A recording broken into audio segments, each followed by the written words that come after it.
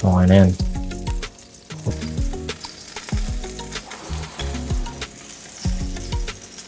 Ayun guys, good morning. Happy breakfast ulit sa inyo. Gumawa tayo ng toasted wheat bread na merong halo na mozzarella and cheddar na mix na cheese boy. Minalt ko lang siya ng konti dun sa kawali. Look at that. Sarap niya, no? Ayan. Ayan pa rin. Papalaman natin yung cheese. Ayan. Tara. Breakfast. Kain guys.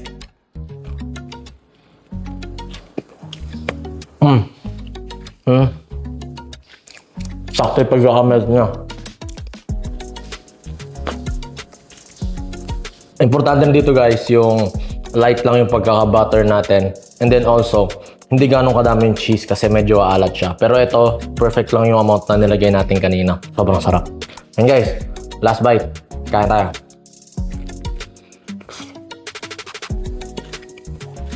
Sarap.